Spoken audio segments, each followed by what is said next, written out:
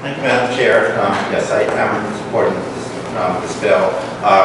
And I think it's worth remembering why we have interest rate limits to begin with. Because if when you have high interest rates, then working people are forced to pay a large percent of their income to these out-of-state lenders, money that doesn't go back into the Rhode Island economy, except a very small part of it to the local employees.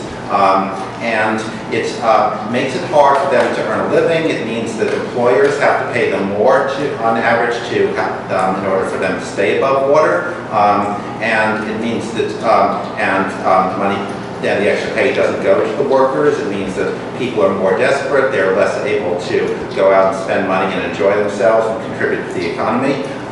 So there's a very good public policy reason why we have limits on interest rates. And the limit in our state law is the interest rate cap is 21% or prime plus 9%, whichever is higher. That's APR. But there's already one exception for small loan lenders, where the APR amounts to 42%. So the small loan lenders are allowed to loan at an APR of 42% as long as they lend out less than $300. If it's more than $300, it's up to $5,000. The APR is a little lower.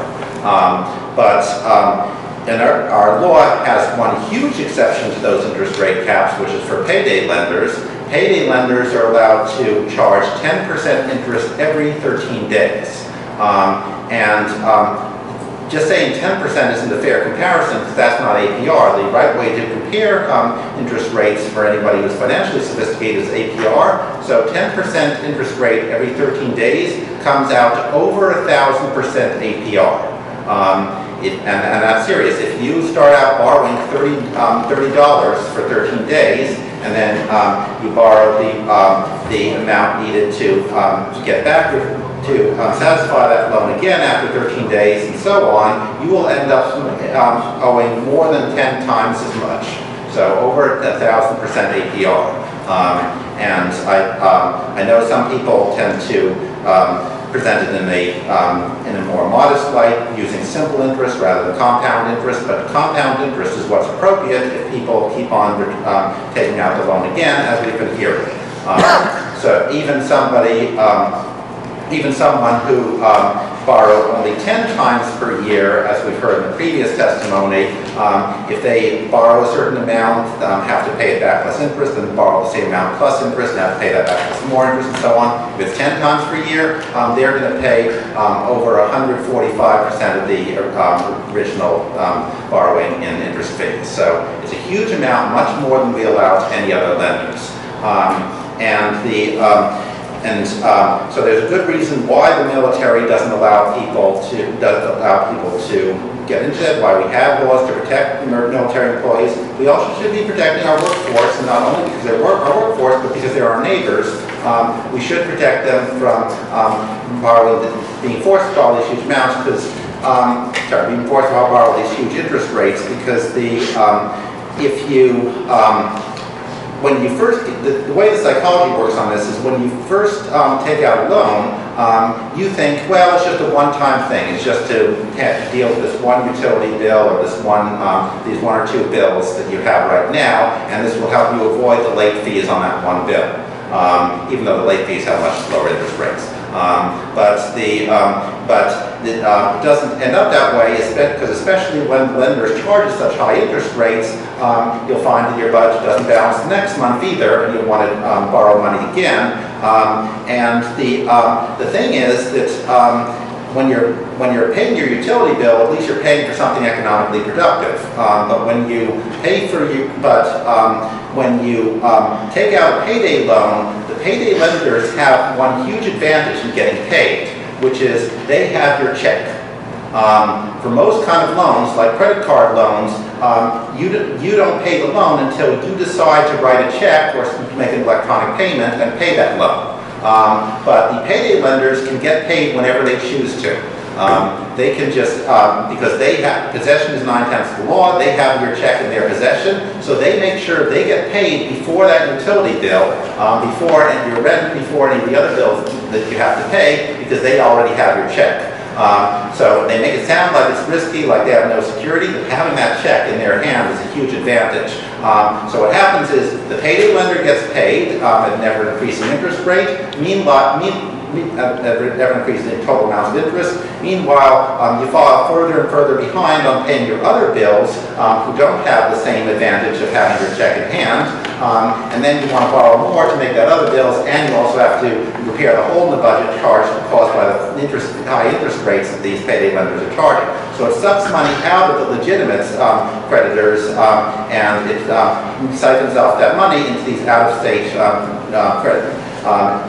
payday lending companies. And I know you can always say that there are illegal lenders who charge high interest rates and so on.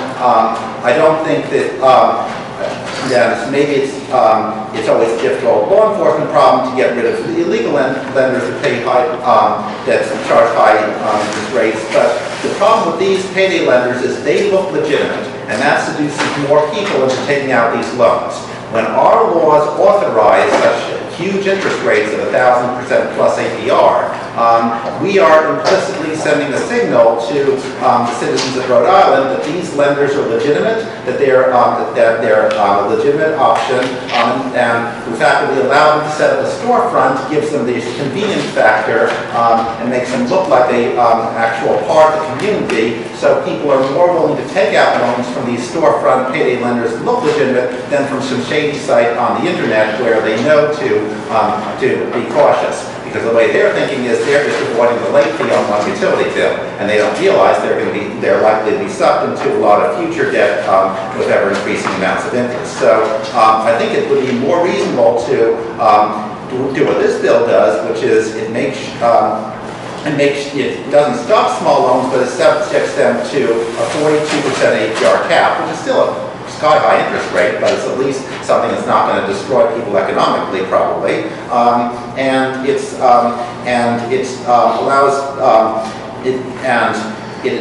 It also has some good enforcement, some good provisions to prevent evasion, to prevent legal tricks, to make the loan look like something other than a loan, and to stop people in Rhode Island from encouraging others to go to these illegal lenders. So it does do something to help deal with the problem of illegal lending as well. So it's in progress on two different fronts, all the studies I've seen say what we've heard already, that people who borrow through these more often than not end up borrowing a lot of times in the same year. And don't be confused, by the way, rollover is defined in this law. Rollover is defined in the law to mean a specific type of favor that the payday lending company offers. But in terms of repeat business, you do have a lot of people finding themselves stuck in repeat business. It's almost like a gambling addiction in the way that it sucks at money in ways that people didn't expect. So I think we should be very careful about this. I think this is a sector of the economy that's due for reform. Reforming this will actually help a lot of people in the legitimate economy, and will help people help people get a signal about where's a good way to deal with their finances, instead of seeing ads on TV for Advance America or whatever that make it look like a legitimate option. So for those reasons, I'm in support of it. Thank you. Thank you. Any questions for the Yes, Senator Bell. I just want to thank you so much for your testimony. I totally agree. I think it's time that we move this bill and finally do something about this problem that so many of our neighboring states have tackled that's really hurting so many people in our state. So this, I think, should be the year. Let's do this.